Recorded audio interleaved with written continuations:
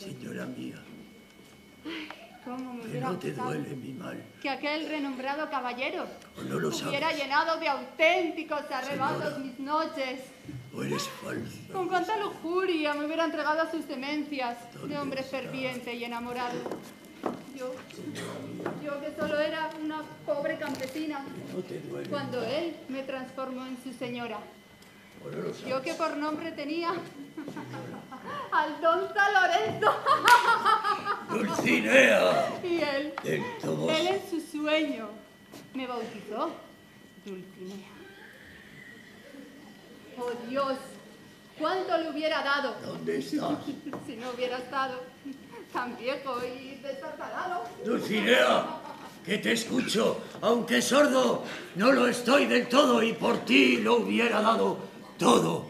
Mis batallas y mis sueños y mis dolores y mi fe en la justiciera determinación de los libros de caballería serían para ti cada día, oh hermosa dama mía. Por favor, señor, no empecéis a hablar en poesía, que ya en la época mía nadie a vos le entendía.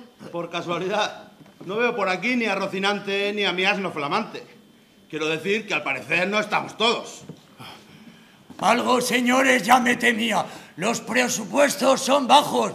La armadura es de un material todavía sin inventar, al que creo llamarán plástico. Y no creo que mi caballo ni tu asno se acerquen hasta aquí para dar veracidad a esta historia, que según la veo venir poco tendrá que ver con la auténtica vida mía. Y no descarto que en esto algo tenga que ver mi desdentada ama y mi sobrina querida. Nuestra historia, querrá decir su señoría. Sancho, devuélveme la cesta, es mía. ¡Oh, señora de la hermosura! Esforzado y vigoroso corazón mío, dame tu vigor y tu amparo en esta batalla que me está esperando.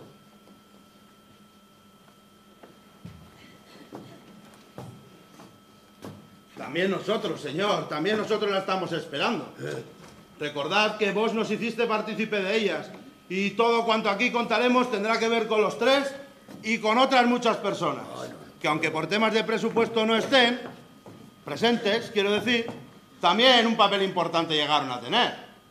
¿O acaso no recuerda mi señor la que armó en aquella venta donde se le antojó en el armario